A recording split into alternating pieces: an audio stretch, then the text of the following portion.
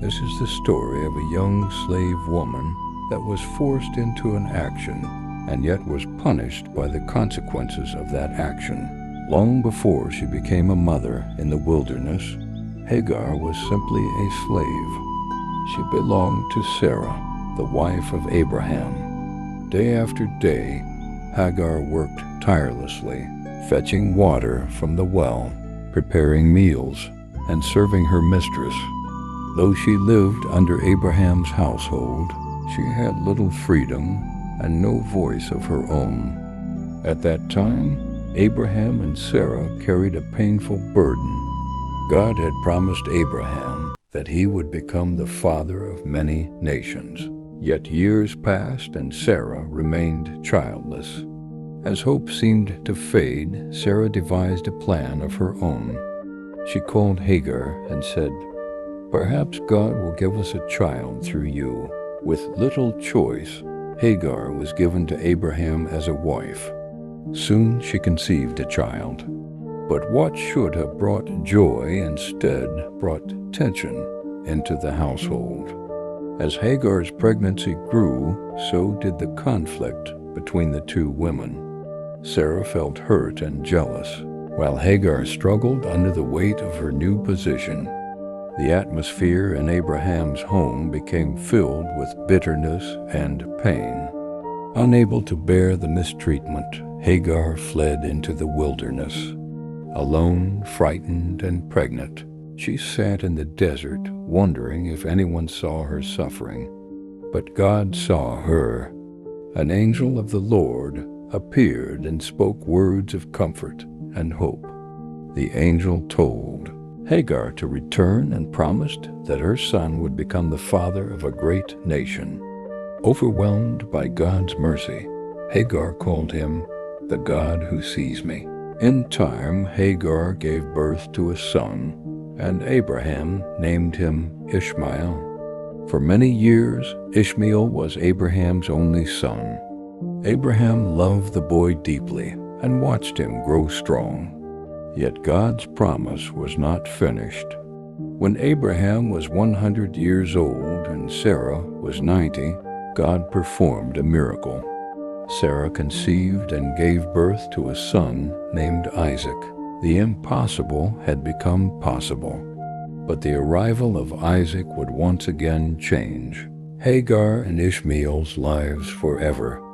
As Isaac grew, Abraham's household rejoiced in the miracle God had performed.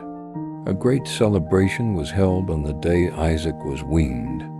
Friends, servants, and family gathered to honor the child God had promised.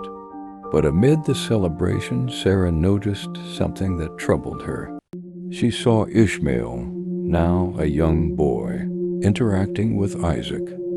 Fear and jealousy filled her heart. She became concerned about the future, inheritance, and the place of her son in Abraham's family. Sarah went to Abraham and said, "Send away this slave woman and her son.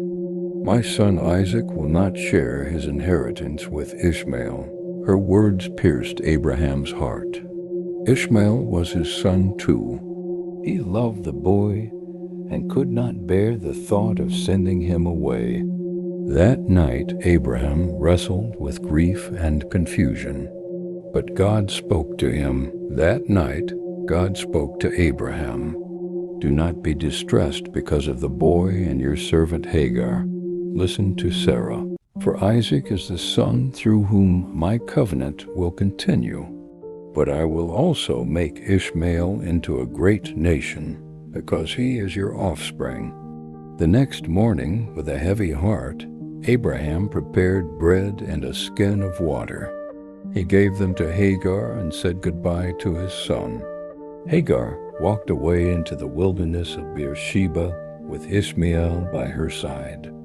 The hot sun beat down on them as they wandered through the desert.